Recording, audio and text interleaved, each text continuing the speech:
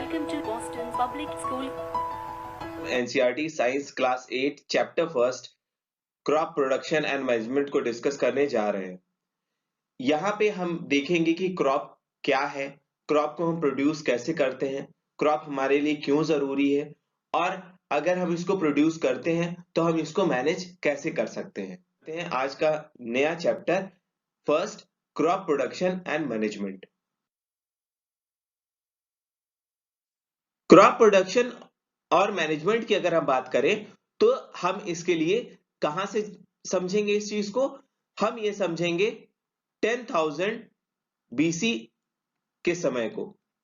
10,000 BC में हम जो ह्यूमंस थे, नोमैड्स थे, हम एक जगह से दूसरे जगह जाया करते थे, हम नोमैडिक पीपल थे और हम सर्च में जाते थे फूड के। ये जो नोमैड्स थे, हम लोग थे, हम क्या करते थे, हम फूड के लिए एक जगह से दूसरी जगह जाया करते थे और फिर हम जब हमको फूड मिल जाया करता था तो हम शेल्टर में रहते थे। हम शेल्टर का भी इस्तेमाल करते थे जो नेचर में ही होता था, या तो हम गुफा में रहते थे या तो हम कहीं पे पेड़ पे रहा करते थे और हम हंटिंग करते थे, शेल्टर लेते थे, हंट करते थे, एनिमल्स को मार के खाते थे 10,000 साल पहले और एनिमल्स को हम फूड के तरीके से इस्तेमाल करते थे। लेकिन समय बीतता गया और हमको पता चला कि फूड को हम प्रोड्यूस करके भी पैदा कर सकते हैं। यहां पे रोल आता है एग्रीकल्चर का। यही है एग्रीकल्चर, जब हम फूड को एक लैंड पे प्रोड्यूस करते हैं। इसके लिए हमको एक जगह से दूसरी जगह घूमने की जरूरत नहीं पड़ती है। तो ये जो एग्रीकल्चर है, एग्रीकल्चर से ही रोल आता है क्रॉप का। हम एग्रीकल्चर से सीखें कि कैसे क्रॉप को ग्रो कराया जाए। और ये क्या है, ये फूड का रॉ मटेरियल है। ये जो फूड हम बनाते हैं, पकाते हैं आज के डेट में, ये हमको कहां से मिलता है, ये हमको क्रॉप से मिलता है। तो अब आप सबसे पहले समझ लीजिए कि आखिर ये क्रॉप क्या होता है। अगर मान लीजिए कोई फील्ड है और फील्ड पे आपने एक ही तरह के कई सारे पेड़ लगा दिए। तो ये जब एक तरह के पेड़ लगा दिए जाते हैं और हम इनको खाते हैं, इसी को हम क्या कहते हैं, क्रॉप कहते हैं। ठीक है, यही हमारा क्रॉप होता है अगर हम इसको लार्ज स्केल पे प्रोड्यूस करते हैं। ठीक है, ये चीज आपको क्लियर होगी। और यही आप एग्जाम्पल में समझ सकते हैं कि हम कहते हैं क्रॉप ऑफ वीट, मतलब वीट के कई सारे पेड़ किसी जगह पे लगे हुए हैं, उसको हम खाते हैं। ठीक है, तो यहां पे आपने क्रॉप को समझ लिया और यही क्रॉप जब हम पकाते हैं तो यही हमको फूड के तौर पे मिलता है। और अब आपके दिमाग में आ रहा होगा कि आखिर ये फूड का सोर्स क्या है। ये जो हम फूड की बात कर रहे हैं, जो हमने क्रॉप से पकाया, तो ये आखिर कहां से आया। तो ये फूड के सोर्स हमारे दो होते हैं, ये हम ऑलरेडी बात कर चुके हैं। दो क्या है, एक होता है प्लांट्स जिससे हमको वेजिटेबल्स, फ्रूट्स मिलता है, और दूसरा होता है एनिमल्स। एनिमल से हमको क्या मिलता है, मीट मिलता है और मिल्क प्रोडक्ट्स मिलते हैं, मिल्क मिलता है।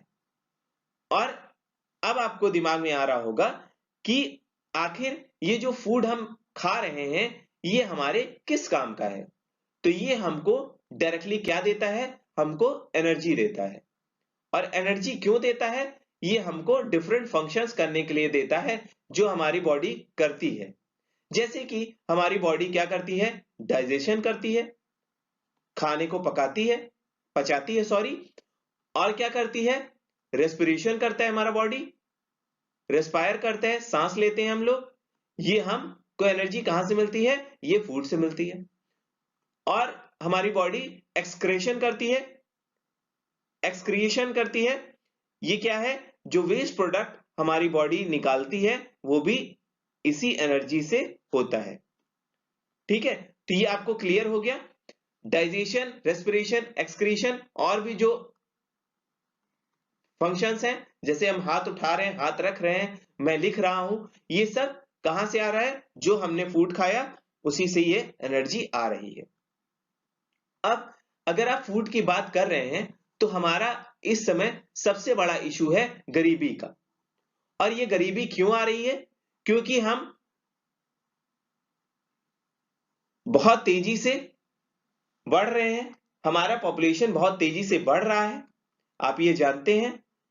तो ये जब पॉपुलेशन बढ़ता है तो सबसे बड़ी प्रॉब्लम क्या आती है? जो हम फूड प्रोड्यूस कर रहे हैं वो हम सबको नहीं दे पा रहे हैं। जो फूड प्रोडक्शन हो रहा है ये सबको नहीं मिल पा रहा है, क्योंकि लोग बहुत तेजी से बढ़ रहे हैं और खाना उतनी तेजी से हम प्रोड्यूस नहीं कर पा रहे हैं। तो अब इस प्रॉब्लम को सॉल्व कैसे किया जाए? इस प्रॉब्लम को सॉल्व करने के लिए हमको क्या करना होगा? लार्ज स्केल पे प्रोडक्शन करना होगा फूड का। तो ये करने के लिए हमको 3 स्टेप करना होगा। पहला, अगर हम प्रोडक्शन रेगुलर करें, अगर रोजाना हम प्रोडक्शन करते रहें फूड का, तो पॉपुलेशन बढ़ती जाएगी और प्रोडक्शन बढ़ता जाएगा तो कोई प्रॉब्लम नहीं रहेगी। दूसरा, प्रोड्यूस हो रहा है और अगर हम इसको प्रॉपरली मैनेज भी कर लें, ठीक है, ये जो प्रोडक्शन हो रहा है इसका मैनेजमेंट भी प्रॉपर कर लें तो हम आसानी से इसको कर सकते हैं।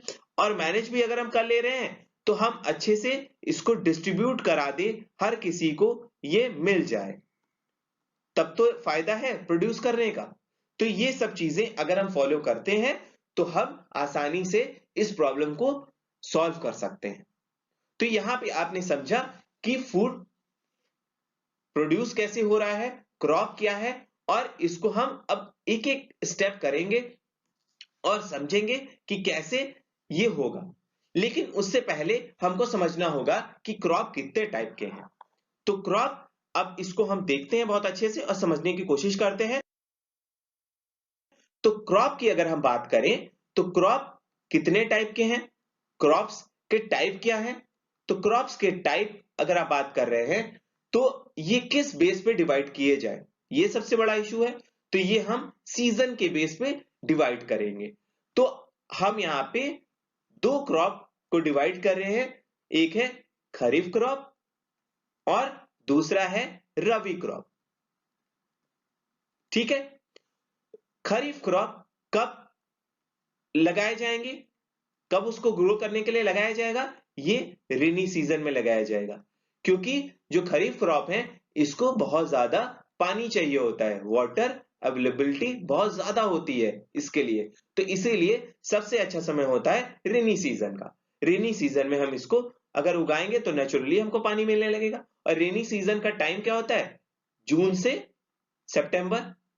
तो जून से सितंबर में हम इसको उगाएंगे। और अब ये कौन कौन से प्लांट्स हैं? तो कुछ हम एग्जांपल यहां पे ले लेते हैं। जैसे पैडी है, इसका एग्जांपल मेज है और सोयाबीन है और ग्राउंड नट है, कॉटन है और एक्सेट्रा कई सारे हैं। ठीक है, और अब हम बात करें रबी क्रॉप की, तो रबी क्रॉप विंटर क्रॉप है। जैसे कि खरीफ क्रॉप रेनी क्रॉप है, ये विंटर क्रॉप है। ये कब उगाया जाएगा?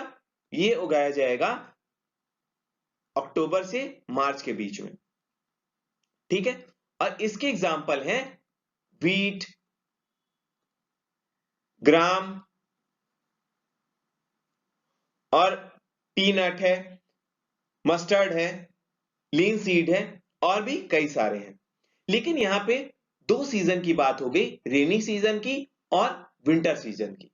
तो जो बीच का टाइम है वहां पे हम थर्ड टाइप के क्रॉप को ग्रो करेंगे, जो कि है जैद क्रॉप। ये जैद क्रॉप समर क्रॉप है, समर में हम इसको ग्रो कराएंगे और इसका टाइम होगा मार्च से जून के बीच का। ठीक है, और ये क्या करेगा? जैसे कि रेनी क्रॉप है, खरीफ क्रॉप है, रबी क्रॉप है, ये जब हम ग्रो कराएंगे लगातार तो जो सॉइल का फर्टिलिटी है वो कम होने लगेगा। उसके लिए हम जब जैद क्रॉप को बीच में ग्रो कराएंगे, इसमें हम क्या इस्तेमाल करते हैं? पल्सेस ग्रो कराते हैं। और हम यहाँ पे वेजिटेबल्स ग्रो कराते हैं, ये क्या करते हैं, नेचुरली सॉइल का प्रोडक्टिविटी वापस ले आते हैं। तो ये बहुत जरूरी होता है इसको ग्रो कराना। ठीक है, समर क्रॉप, जैद क्रॉप बहुत जरूरी होता है। तो ये मेन टाइप के आपने यहां पे देखे। अब अगर हम ग्रो करा रहे हैं तो इसके लिए कुछ ना कुछ तो स्टेप करना पड़ता होगा। ठीक है, तो हम यहाँ पे देखेंगे जो हम क्रॉप ग्रो कराएंगे इसके लिए 7 स्टेप होते हैं। तो हम यहाँ पे एक एक करके सबको समझेंगे जो क्रॉप के स्टेप्स होंगे। चलिए उसको अब समझते हैं। अब अगर हम क्रॉप प्रोडक्शन की बात करें तो क्रॉप प्रोडक्शन के लिए, एग्रीकल्चर प्रैक्टिसेस के लिए हमको 7 स्टेप करने होंगे। तो हम इसको यहाँ पे प्रैक्टिस लिख दे रहे हैं, एग्रीकल्चर प्रैक्टिस। ठीक है, एग्रीकल्चर में जो स्टेप्स हम करते हैं, पहला हमने मान लीजिए अगर कोई लैंड लिया है, जमीन ली है, तो सबसे पहले हम इसको क्या करें कि हम क्रॉप को ग्रो करा पाए। सबसे पहले तो हमारे पास लैंड होना चाहिए, जमीन होनी चाहिए, और जो उसका सॉइल है, मिट्टी है, उसको हम प्रिपेयर करें। क्या करें, इसमें गड्ढा करेंगे हम, जो सॉइल है उसको लूज अप करेंगे, लूज करेंगे, प्रिपेयर करेंगे। तो ये हम स्टेप अभी समझेंगे। सबसे पहला स्टेप है प्रिपरेशन ऑफ द सॉइल। दूसरा, जब ये सॉइल प्रिपेयर हो गया, अभी आप घबराइए मत, यहां पे मैं सिर्फ नाम बता रहा हूं, हम इसको डिटेल में अभी डिस्कस भी करेंगे। तो यहां पे हमने सबसे पहले सॉइल को प्रिपेयर कर लिया, उसके बाद हमने पेड़ लगा दिया। हमने क्या किया, शोइंग कर दी प्लांट की। उसके बाद जब ये प्लांट लग गए तो इनको तेजी से ग्रो कराने के लिए हम क्या करेंगे, यहां पे मैन्योर ऐड करेंगे, मैन्योर ऐड कर देंगे। मैन्योर, या हम कह सकते हैं मैन्योर तो नेचुरल होता है, जो हमको एनिमल से मिलता है, ह्यूमन से मिलता है, जो हमारे वेस्ट प्रोडक्ट होते हैं उसी से बनता है मैन्योर। और या तो फर्टिलाइजर, जो कि हमको कहां से मिलता है, हमको फैक्ट्रीज से मिलता है। हम इसके बारे में भी डिस्कस करेंगे। और जब हम ये फर्टिलाइजर्स यहाँ पे डाल देंगे तो पेड़ तेजी से ग्रो करने लगेंगे, लेकिन उनको पानी की भी तो जरूरत होगी। तो उसके लिए हम इरिगेशन का इस्तेमाल करेंगे। यहाँ पे हम या तो कैनाल से पानी को ले जाएं या कुएं से ले जाएं वाटर को। ठीक है, या तो हम यहाँ पे नल लगा दें, कुछ ना कुछ तो हमको करना ही होगा।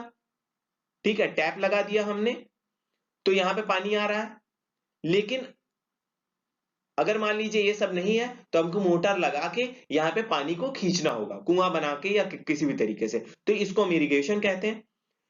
पांचवा स्टेप है, जब हम इरिगेट कर दिए तो साथ ही साथ इस प्लांट के जो मेन प्लांट है उसके साथ साथ छोटे छोटे कुछ अनवांटेड प्लांट्स भी निकल आते हैं, जो कि मेन प्लांट के नरिशमेंट को खा जाते हैं, नरिशमेंट को ले लेते हैं। तो हम इसको कहते हैं वीड्स। इन वीड्स को हमको हटाना होगा। ये हमारा पांचवा स्टेप होता है। और छठा स्टेप होता है, जब हमने ये रिमूव कर दिया, अब ये हमारे पेड़ बढ़ गए, तब हमारा काम क्या रहेगा कि पेड़ को काटे, हम हार्वेस्ट कर लें। ठीक है, हार्वेस्टिंग का छठा स्टेप होगा। और जब ये हमने हार्वेस्ट कर लिया, काट लिया पेड़ों को, ये काट के हमने यहाँ पे रख लिया फॉडर, तो अब हम क्या करेंगे, इस फॉडर को कहीं ना कहीं पे हमको स्टोर करना होगा। हम इसको कहीं पे अच्छी जगह पे रखेंगे, तभी तो सारे हम प्लांट्स को फिर से हम इस्तेमाल कर पाएंगे जब इमरजेंसी होगी तब। तो यहाँ पे आपने सारे स्टेप समझ लिया। अब हम समझेंगे कि सॉइल प्रिपरेशन कैसे होता है। अब हम एक एक करके स्टेप सारे करेंगे। अब हम सबसे पहले यहाँ पे डिस्कस करेंगे सॉइल प्रिपरेशन। तो चलिए देखते हैं। पहला जो स्टेप है एग्रीकल्चर का, वो है सॉइल प्रिपरेशन का, प्रिपरेशन ऑफ द सॉइल। ये क्यों जरूरी है, क्योंकि आप अगर किसी लैंड को देखें नेचुरली तो वो बहुत ही हार्ड होता है। और ये जो हार्ड होता है पार्ट, इसमें आप देखेंगे कि जो मिट्टी होगी काफी बड़ी बड़ी होती है। हार्ड जो मिट्टी होती है इसको हम क्रम्स कहते हैं। इसको तोड़ना बहुत जरूरी है। अगर हम क्रम्स को नहीं तोड़ेंगे तो इस क्रम्स में पेड़ नहीं उग पाएंगे। ये जो पेड़ हैं वो ग्रो नहीं करेंगे, ये जो ग्रोथ है ये नहीं होगा। तो इसीलिए सबसे पहले जरूरी है कि इसके हम टुकड़े कर लें क्रम्स के। तो क्रम्स के हम टुकड़े कैसे करते हैं, यही जो मेन क्रम्स का तोड़ना प्रोसेस है, यही सॉइल प्रिपरेशन है। ठीक है, यही तोड़ने का प्रोसेस है। तो यहां पे हम क्या करते हैं, सॉइल को हम टर्न कर लेते हैं, लूज कर लेते हैं, मिट्टी को खोद के हम पलट दें, या पलटने का मतलब कि हम उसको कुरेद दें खुरपी से, जो कि छोटी जगह में हम इस्तेमाल करते हैं। इंस्ट्रूमेंट होता है जिससे हम खोदते हैं मिट्टी को, ये होता है खुरपी। इससे हम टर्न करेंगे सॉइल को या लूज करेंगे। और जब बड़ा जमीन होता है वहां पे हम ट्रैक्टर का इस्तेमाल करते हैं। और ये हम लूज क्यों करते हैं कि जो प्लांट्स होते हैं उनके रूट्स डीप तक चले जाएं। प्लांट्स के जो रूट्स होंगे वो काफी डीप पेनिट्रेट कर जाएं, कुछ सेंटीमीटर तक, कि प्लांट्स न्यूट्रिएंट जमीन से खींच सके अपने ग्रोथ के लिए। और साथ ही साथ लूज करने से और एक फायदा होता है कि नेचुरली ग्रोथ होता है अर्थवर्म का या माइक्रो ऑर्गेनिजम्स का, माइक्रोब्स का।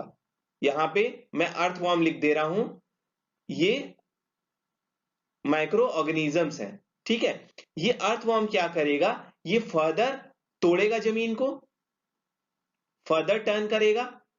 और अगर मान लीजिए बाई चांस कोई प्लांट मर जाता है, डेड हो जाता है, तो क्या होगा, उस प्लांट को वो डिकम्पोज करेगा। ठीक है, फिर ये डिकम्पोज करेगा, उसको गला देगा, और ये डिकम्पोज करने से इसमें से न्यूट्रिएंट निकलेगा। ये न्यूट्रिएंट फिर से दोबारा वही प्लांट जो हमने लगाया था फील्ड पे, वो ये न्यूट्रिएंट ले लेगा। और साथ ही साथ ये ह्यूमस भी देता है, जो कि फर्टिलाइजर की तरह काम करता है, मैन्योर की तरह काम करता है इस फील्ड पे। तो ये स्टेप हो गए, ठीक है, इसके सॉइल प्रिपरेशन के। और ये जो सॉइल प्रिपरेशन का मेथड है, ये जो पूरा प्रोसेस आप देख रहे हैं लूजनिंग या टर्निंग का, ये कहलाता है टिलिंग या प्लॉगिंग। ठीक है, यही जो स्टेप है, पहला स्टेप, इसको हम कहते हैं टिलिंग या प्लॉगिंग। ठीक है, ये टिलिंग और प्लॉगिंग के लिए हम कई इंस्ट्रूमेंट्स का इस्तेमाल करते हैं, वो अभी हम अगले स्लाइड में समझेंगे। यहां पे हम देखते हैं कि ये क्यों जरूरी है। टिलिंग और प्लॉगिंग मैंने आपको बताया, ये हमको जरूरी है क्लम्स को तोड़ने के लिए। ठीक है, तो इसीलिए ये जरूरी होता है सॉइल प्रिपरेशन करने के लिए। तो यहां पे हमने पहला स्टेप कर लिया कि ये कैसे हो रहा है। अब हम देखेंगे कि इसमें कौन कौन से इंस्ट्रूमेंट इस्तेमाल किए जाते हैं, उसको भी अच्छे से हम समझ लेते हैं। स्टेप्स में सबसे पहला जो इंस्ट्रूमेंट है वो क्या इस्तेमाल होगा, तो हम इंस्ट्रूमेंट्स को, जो टूल्स हैं, ये हम दो पार्ट में तोड़ेंगे। एक तो जो हम पहले इस्तेमाल कर रहे थे, और एक जो कि अभी हम इस्तेमाल कर रहे हैं। तो अगर हम अर्लियर टूल्स की बात करें, तो अर्लियर टूल्स में हम इस्तेमाल कर रहे थे प्लॉग्स का। प्लॉग बहुत पहले से इस्तेमाल किया जा रहा है, और पहले जो प्लॉग हुआ करते थे वो वुड के होते थे।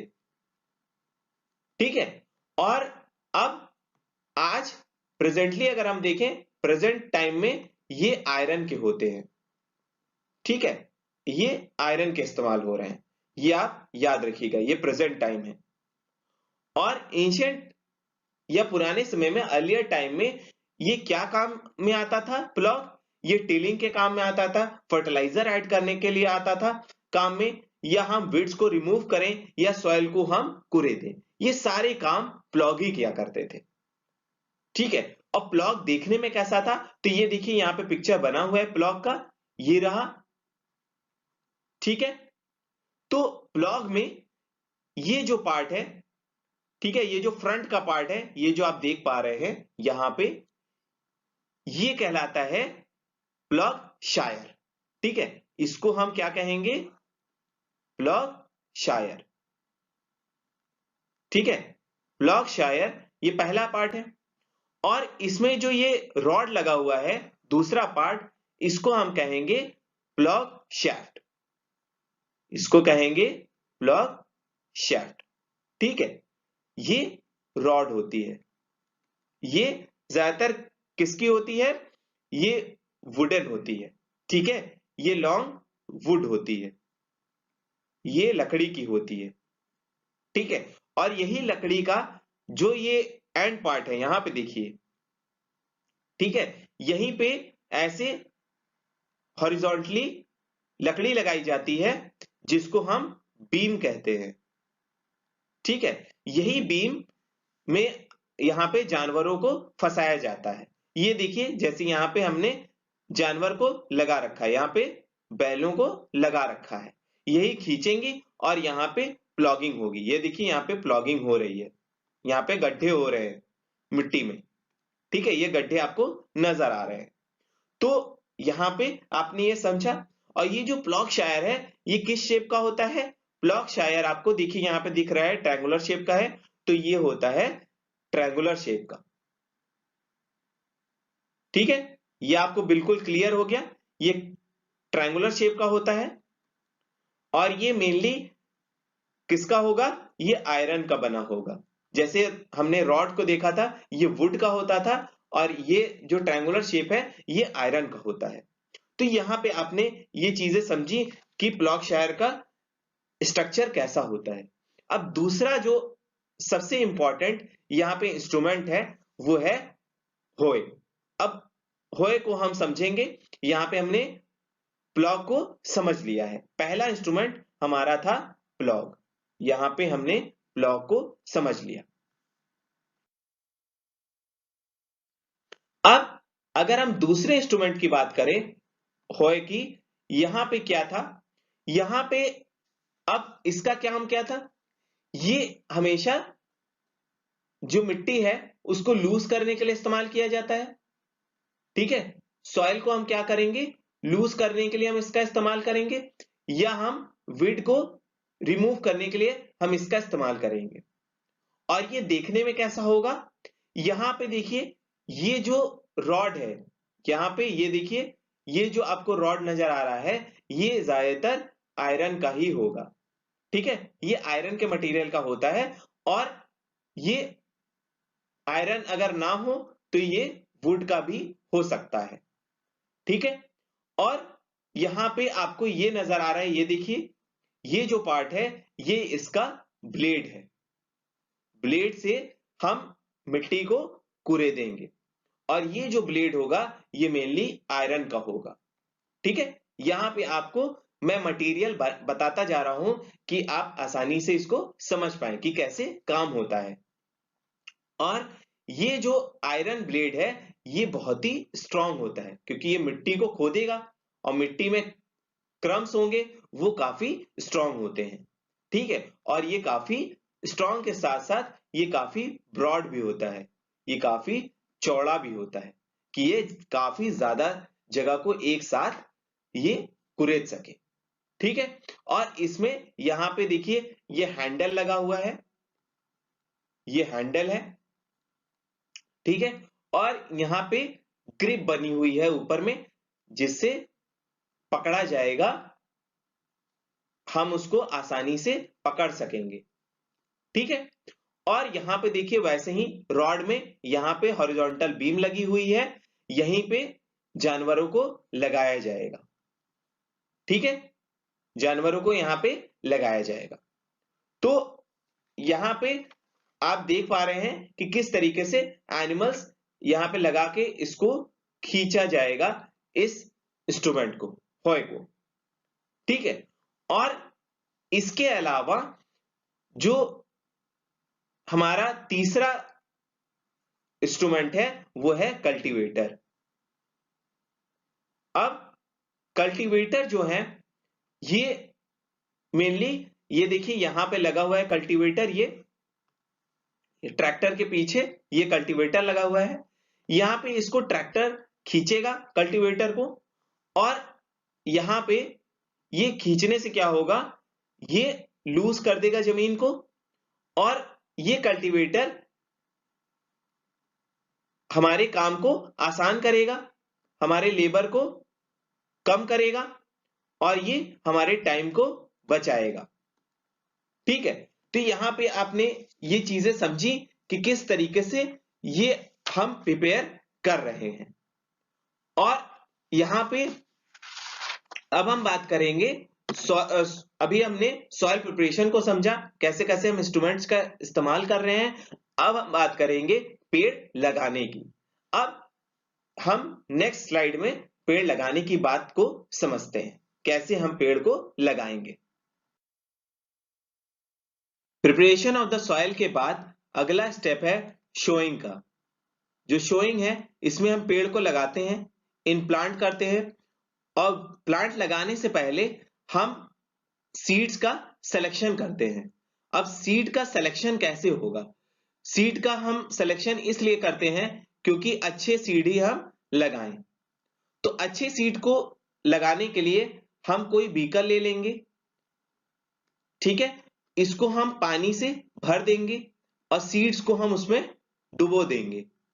जो खराब सीड होगा वो ऊपर आ जाएगा और जो अच्छे सीड होंगे वो नीचे ही रह जाएंगे। ठीक है, तो ऐसे करके हम सेलेक्ट कर सकते हैं। और शोइंग में आपने सबसे पहले सेलेक्ट कर लिया, अच्छी क्वालिटी के सीड्स को हमने अलग कर लिया, उसके बाद हम अब लगाएंगे। और इसीलिए क्या फार्मर्स की चॉइस होती है, फार्मर्स हमेशा प्रेफर करते हैं कि हाई यील्ड के सीड्स हो, कि वो अच्छे तरीके से ग्रो करें। तो अब हम यहाँ पे टूल्स की बात करते हैं। कुछ शोइंग में हम कुछ टूल्स का इस्तेमाल करते हैं। जो टूल्स हैं हम दो तरीके से देखेंगे। एक तो हम देखेंगे ट्रेडिशनल टूल जो हम पहले इस्तेमाल कर रहे थे, और दूसरा हम देखेंगे मॉडर्न टूल्स। तो हम सबसे पहले यहां पे बात करेंगे ट्रेडिशनल टूल की। तो ट्रेडिशनल टूल में हम इस्तेमाल करते थे फनल टाइप के इंस्ट्रूमेंट की। ये फनल टाइप का होता था इंस्ट्रूमेंट, ठीक है, और इसको हम जमीन में लगा देते थे और यहां से हम सीड डाल देते हैं। ठीक है, ये ट्रेडिशनल मेथड हुआ करता था। और जो अब मॉडर्न मेथड आया है, इसमें हम सीड ड्रिल का इस्तेमाल करते हैं। ठीक है, तो यहां पे जो हमारा ट्रेडिशनल स्टेप है, इसमें हम 2-3 फनल का इस्तेमाल करते हैं। ठीक है, 2 या 3 फनल का इस्तेमाल करते हैं और इससे हम सीड्स को डालते हैं और इस तरीके से पेड़ लगा दिए जाते हैं। मतलब सीड्स को ऐसे लगाया जाता है कि वो सॉइल के अंदर रहे। मान लीजिए सीड यहां पे है तो उसके ऊपर हम सॉइल को बिछा देते हैं, पेनिट्रेट करके हम सॉइल को डालते हैं, सीड्स को डालते हैं, और ये सीड जब आ जाता है तो उसके ऊपर मिट्टी डाल देते हैं कि जो चिड़िया है इसको खा ना पाए, उससे बचने के लिए। ठीक है, और इस तरीके से अच्छे से पेड़ निकल आते हैं। ये हमारा ट्रेडिशनल मेथड था। अब हम मॉडर्न मेथड की बात करते हैं जो कि है सीड ड्रिल। सीड ड्रिल में हम ट्रैक्टर का इस्तेमाल करते हैं। सीड ड्रिल देखिए कुछ ऐसा देखने में होता है। यहाँ पे ये जो इंस्ट्रूमेंट है इसमें कुछ नेल्स हैं, ये देखिए नीचे में, जो कि मिट्टी में गड़ जाते हैं और यहां से सीड को डाला जाता है ऊपर से। और इसका हमको फायदा क्या मिलता है, जो प्लांट्स या जो सीड्स हम डाल रहे हैं जमीन में वो एक यूनिफॉर्म वे में पड़ते हैं। यहाँ पे प्लांट्स की ओवर क्राउडिंग नहीं होती है, एक ही जगह पे कई सारे प्लांट्स नहीं लगते हैं। इससे ग्रोथ अच्छा होता है और हमारा यहाँ पे टाइम बचता है और लेबर बचता है। ये हमारे इसके फायदे हैं। ठीक है, कम समय में हम ज्यादा सीड्स को लगा सकते हैं। अब यहाँ पे हमने सेकंड स्टेप को कंप्लीट कर लिया। अब हम यहाँ पे बात करेंगे थर्ड स्टेप की। थर्ड स्टेप है एडिंग ऑफ मैन्योर या फर्टिलाइजर। तो हम मैन्योर को क्यों ऐड करते हैं, मैन्योर क्या है, फर्टिलाइजर क्या है, हम इसको अब समझते हैं। तो यहां पे मैं आपको बता दूं, जो मैन्योर है ये नेचुरली हमको मिल जाता है, ये नेचर से मिलता है हमको, और फर्टिलाइजर हमको फैक्ट्री से मिलता है। ये तो पहली बात। और ये नेचुरली हमको कैसे मिलता है? ये हमको प्लांट से मिलता है और हमको एनिमल से मिलता है। और अगर मान लीजिए प्लांट्स डेड हो जाते हैं या हमको एनिमल का डंक मिल जाता है, काउ डंक जो कहते हैं, ठीक है, गोबर, इस पे कौन एक्ट करता है? इस पे माइक्रो ऑर्गेनिजम्स एक्ट करते हैं कि वो इसको डिकम्पोज कर दें, गला दें। और ये जब गला देते हैं तो यही मैन्योर में कन्वर्ट हो जाता है और इससे हमको क्या मिलता है? मैन्योर से हमको मिलता है न्यूट्रिएंट। ठीक है, और न्यूट्रिएंट्स हमको क्यों जरूरत होते हैं? प्लांट्स को ग्रो कराने के लिए, प्लांट की अच्छी ग्रोथ हो। और अगर मान लीजिए मैन्योर अच्छे नहीं होंगे, सफिशिएंट मैन्योर नहीं दिया जाएगा, तो प्लांट कैसा होगा? वीक होगा। प्लांट्स वीक होंगे। वीक प्लांट्स हमको मिलेंगे अगर मैन्योर्स, न्यूट्रिएंट हमको प्रॉपर नहीं दिए जाते हैं तो। ठीक है, न्यूट्रिएंट हमको क्या होने चाहिए? प्रॉपर मिलने चाहिए। तो ये चीजें हमको जरूरत पड़ती है। ठीक है, तो यहां पे आपने समझ लिया कि मैन्योर क्या है? नेचुरली अवेलेबल क्या है? ऑर्गेनिक सब्सटेंस है। हमको लिविंग ऑर्गेनिज्म से मिल रहे हैं ना ये, तो इसीलिए हम इसको कह रहे हैं ऑर्गेनिक सब्सटेंस। ठीक है, और फर्टिलाइजर्स नॉन ऑर्गेनिक सब्सटेंस है। ये हमको फैक्ट्री से मिल रहा है, इसीलिए हम इसको नॉन ऑर्गेनिक कह रहे हैं। ये लिविंग ऑर्गेनिज्म से नहीं मिल रहा है, लिविंग बीइंग से नहीं मिल रहा है, इसीलिए हम इसको नॉन ऑर्गेनिक मटेरियल कह रहे हैं। ठीक है, ये आपको क्लियर हो गया। अब यहां पे हमने मैन्योर की बात कर ली है, अब हम फर्टिलाइजर की बात कर लेते हैं। फर्टिलाइजर की अगर हम बात करें तो फर्टिलाइजर हमको मिलता है फैक्ट्री से। ठीक है, ये मैंने अभी बात की। तो फैक्ट्री में हम कुछ सिंगल रिच फर्टिलाइजर्स को बनाते हैं जो कि किसी सिंगल न्यूट्रिएंट रिच होती है। ठीक है, जैसे कि यूरिया, आपने नाम सुना होगा यूरिया का, पोटैश, ये सब बहुत फेमस है। या एनपीके, नाइट्रोजन, फास्फोरस, पोटेशियम, ये एनपीके, ये बहुत फेमस है, ये कई बार एग्जाम में पूछा भी जा चुका है। और सुपर फॉस्फेट, एमोनियम सल्फेट, ये सब इसके एग्जाम्पल हैं। ठीक है, और यहां पे आप ये देख रहे हैं कि ये डिफरेंट जो प्रोडक्ट्स हैं ये प्रोड्यूस किए जाते हैं फैक्ट्रीज में। और इसको अब हम एक एग्जांपल से समझते हैं कि मैन्योर और फर्टिलाइजर के क्या फायदे होते हैं। तो यहां पे हमने 3 बकेट लिए हैं, ए, बी और सी। ठीक है, यहां पे ए में हमने लिया है मैन्योर, जो अभी हम पढ़ चुके हैं, काउडंग लिया। तीसरे में हमने फर्टिलाइजर यूरिया लिया है। ठीक है, और तीसरे में हमने कुछ भी नहीं डाला है, यहां पे कुछ भी नहीं है। ठीक है, सिर्फ हमने प्लांट को लगा दिया है। तो इसको जब आप ऑब्जर्व करेंगे तो यहां पे जो मैन्योर वाला होगा वो काफी दिन तक आप इस पे प्लांट्स लगा सकते हैं। लेकिन फर्टिलाइजर जिसमें आपने डाला है, अगर आप इस पे प्रॉपर पानी नहीं डालते हैं तो ये सूखने लगेगा, अगर आप ज्यादा फर्टिलाइजर इसमें इस्तेमाल करेंगे तो। और जिसमें कुछ भी नहीं है, यहां पे प्लांट कुछ दिन तो ग्रो करेगा, फिर उसके बाद वो सूख जाएगा। तो ये चीजें आपने यहां पे समझ ली बहुत अच्छे से। अब हम इसके डिफरेंस को समझ लेते हैं। फर्टिलाइजर और यहां पे हम मैन्योर के डिफरेंस की बात करेंगे। यहां पे अंतर क्या है दोनों में? तो फर्टिलाइजर्स नॉन ऑर्गेनिक होते हैं, ये नेचुरली नहीं मिलते हैं, ये फैक्ट्री में बनते हैं। और मैन्योर ऑर्गेनिक होते हैं। ठीक है, तो यहां पे मेजर डिफरेंस यही है। उसके बाद फैक्ट्री में जो प्रोड्यूस किया जाता है फर्टिलाइजर, वो ह्यूमस प्रोड्यूस नहीं करता है, जबकि जो मैन्योर्स है वो ह्यूमस प्रोड्यूस करता है, यहाँ पे नहीं होता है। ठीक है, और अगर हम फर्टिलाइजर की बात करें तो यहाँ पे ये न्यूट्रिएंट रिच होता है। ठीक है, ये रिच होता है, और यहाँ पे न्यूट्रिएंट रिच नहीं होता है, ये लेस न्यूट्रिएंट रिच होता है। ठीक है, ये लेस होता है। और यहाँ पे अगर हम मैन्योर की बात करें तो ये सॉइल को मेंटेन रखता है, सॉइल को क्या करता है, इंप्रूव करता है। और यहाँ पे ये फर्टिलिटी को मेंटेन रखता है सॉइल के, और फिर ये होल्डिंग कैपेसिटी बढ़ाता है।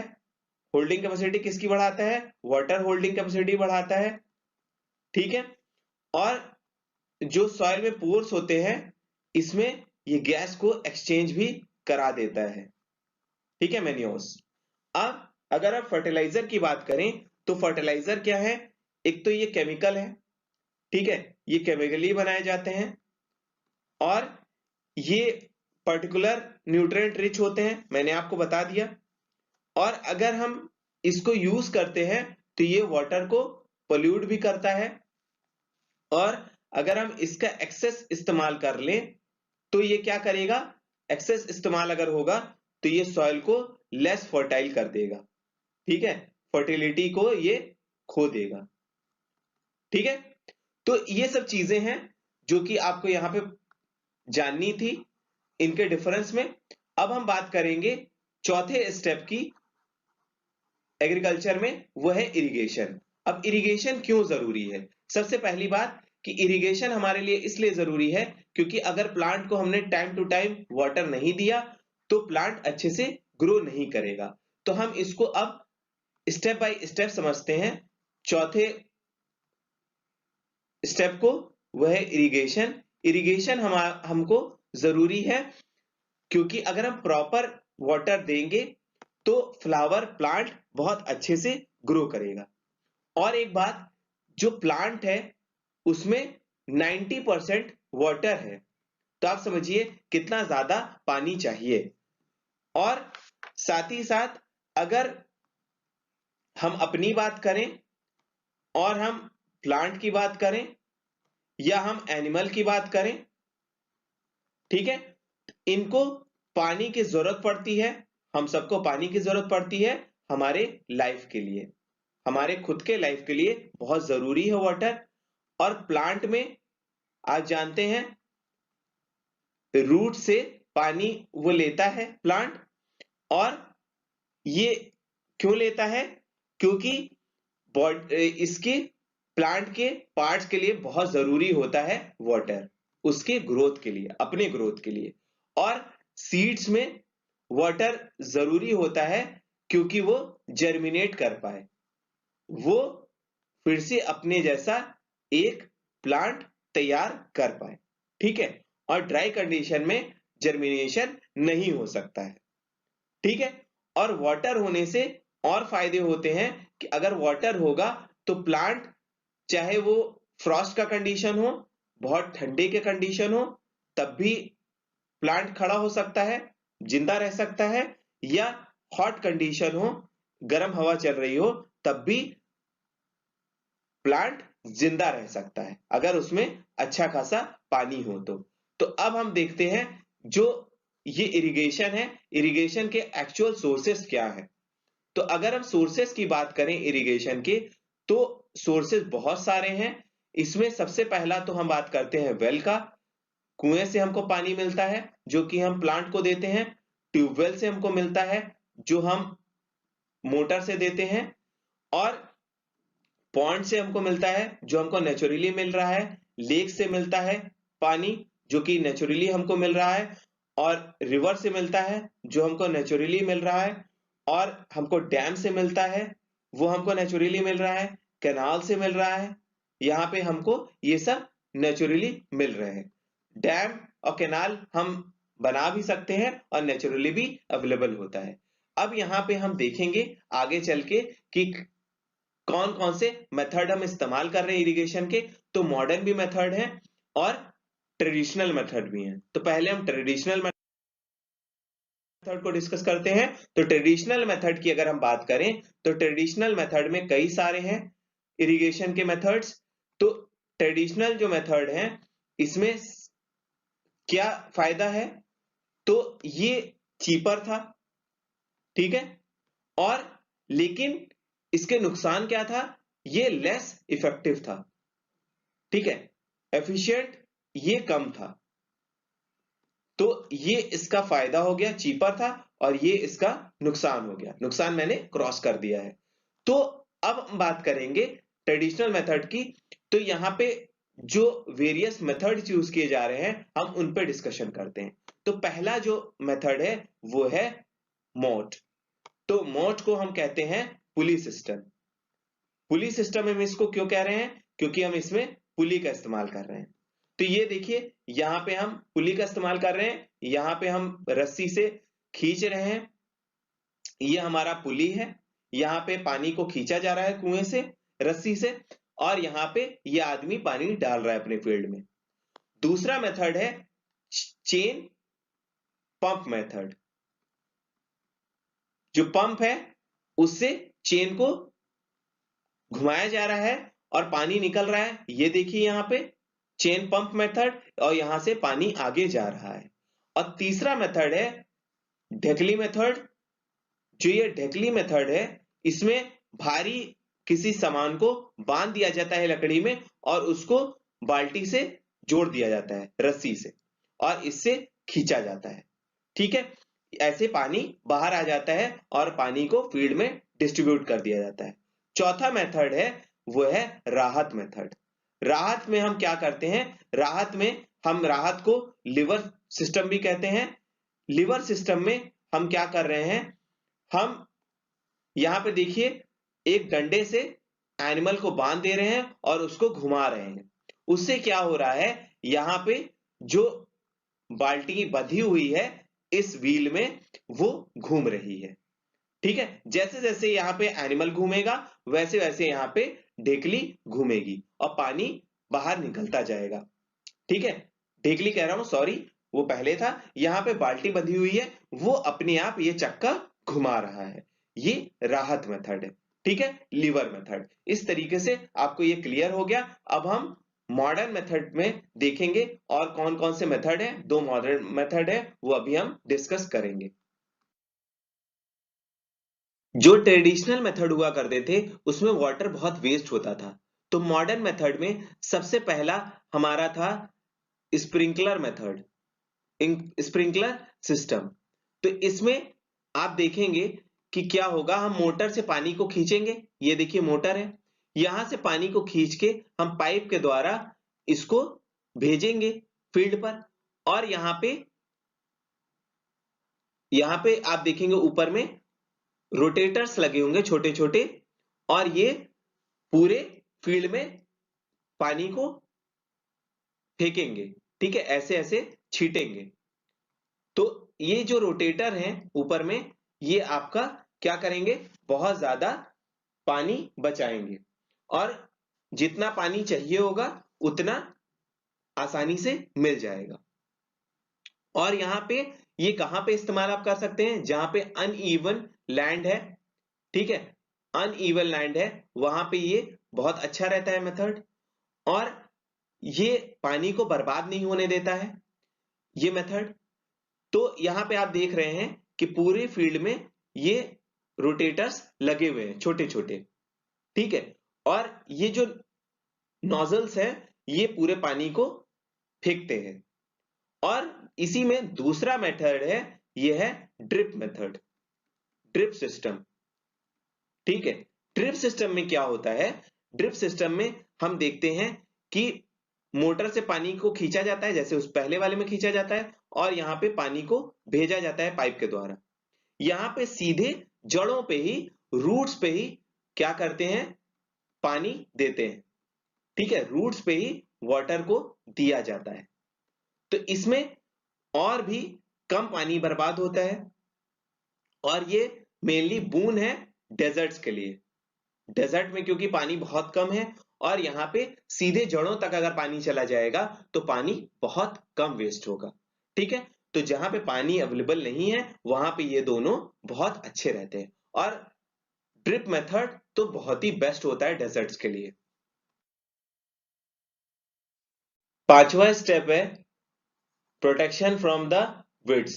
आपको मैंने बताया वीड क्या है।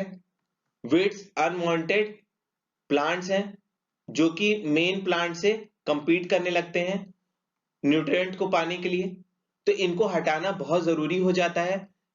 इनको हम वीड्स कहते हैं। ठीक है, तो हम अब इसको कैसे करते हैं, हम इसको समझने की कोशिश करते हैं। तो सबसे पहली बात, या तो हम उसको खुरपी से, इंस्ट्रूमेंट से उसको हटा दें, काट दें। ठीक है, और इसको हम या तो सीड ड्रिल से काट दें जब हम उसको अपरूट कर रहे हैं, जब हम सॉइल को क्या कर रहे हैं, जब हम सीड्स डाल रहे हैं वो क्या करेगा, वो लैंड को खुरच भी तो देगा, तो उससे जो वीड्स हैं वो निकल जाएंगे। या तो हम खुरपी से निकालें अलग से, और नहीं तो हम क्या करें, वीडीसाइड्स जो मेडिसिन हैं उसका हम इस्तेमाल करें। जो वीडीसाइड्स क्या हैं, जैसे कि पेस्टिसाइड्स होते हैं, ऐसे वीड्स को हटाने के वीडीसाइड्स का इस्तेमाल करते हैं। ये इसका एग्जांपल 2,4-D है जो कि नॉर्मली हम इस्तेमाल करते हैं वीड्स को हटाने के लिए। इसको हम फील्ड में स्प्रे करा देते हैं, छिड़कवा देते हैं, जिससे वो जो वीड्स हैं वो मर जाते हैं। ठीक है, और ये ह्यूमन के हेल्थ के लिए बहुत हार्मफुल होता है। इसीलिए कहा जाता है जब भी कोई फार्मर इसको छिड़क रहा हो तो वो अपने मुंह को ढक ले। देखिए यहां पे आप देख सकते हैं कि फार्मर अपने मुंह को ढका हुआ है कपड़े से, और यहाँ पे ये वीडीसाइड्स को डाल रहा है। तो इससे आप ये समझ पा रहे हैं कि ये कितना जरूरी है इसको। और सबसे अच्छा टाइम वीडिंग का क्या होता है, हम कब हटाएं वीड्स को, तो ये करेक्ट टाइम होता है जब सीड को हम या तो डाल रहे हो जमीन में, या जब फ्लावर निकलने वाला हो। दो ऐसे टाइम है जब हम ये कर सकते हैं। अब जब हमने वीड्स को हटा दिया तो अब हमारा प्लांट क्या होगा, ग्रो करने लगेगा। अब तो कोई प्रॉब्लम नहीं रह जाएगी। तो उसके बाद हमारा 6th स्टेप आता है हार्वेस्टिंग का। हार्वेस्टिंग में आप देखेंगे कि हम प्लांट्स को काट लेंगे, हटा देंगे। तो हटाएंगे हम किस चीज से, मशीन से हटाएंगे, हार्वेस्टर से हटाएंगे। ठीक है, तो हार्वेस्टर से हटा लेंगे, या हम अगर मैनुअली करें तो सिकल से हटा लेंगे। तो सिकल्स ये है, देखिए यहां पे ये कुछ इस तरह का होता है जिससे हम पेड़ को काटते हैं। ठीक है, और आप जानते हैं कि 3 से 4 महीना लगता है प्लांट को पूरी तरीके से मैच्योर होने में, और उसके बाद हार्वेस्टिंग कर दी जाती है। ठीक है, और यहां पे आप देखेंगे कि ये जो हार्वेस्टिंग हो रही है, हार्वेस्टिंग में हम क्या करते हैं, जो प्लांट होता है उसको हम शेफ कहते हैं। शेफ से हम ग्रेन्स को अलग कर देते हैं। और इसको हम कैसे करते हैं, इसको हम थ्रेशिंग से करते हैं। थ्रेशिंग में हम पटकते हैं। ठीक है, हम थ्रेशिंग में प्लांट को पटकते हैं और ग्रेन्स छटक के अलग हो जाते हैं। या तो हम मशीन से करते हैं, उस मशीन को हम देखते हैं। देखिए वो जो मशीन होती है कुछ इस तरह की होती है जो आपको यहां पे दिख रही है। ठीक है, या तो हम यहां पे, ये हम आपको यहां पे दिखा रहे हैं कंबाइंड। ठीक है, जो कि थ्रेशिंग भी करेगा, अलग भी करेगा शेफ को प्लांट से, या तो ये क्या करेगा, ये काटेगा भी, ये कटिंग भी करता है। दोनों चीजें ये करता है एक साथ। ठीक है, तो यहां पे ये आप देख पा रहे हैं कि कैसे हार्वेस्टिंग की जाएगी।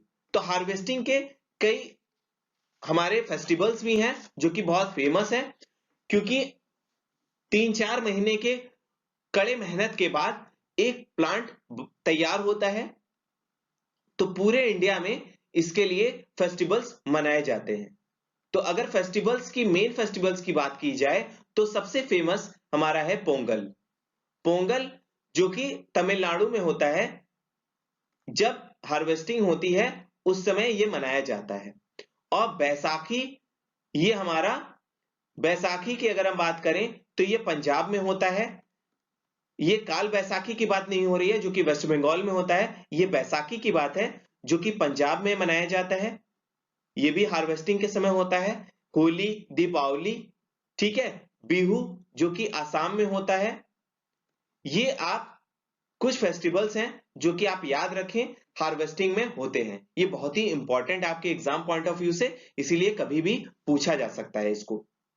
तो और इसमें नाबायना, ये आपका वेस्ट बंगाल में मनाया जाता है।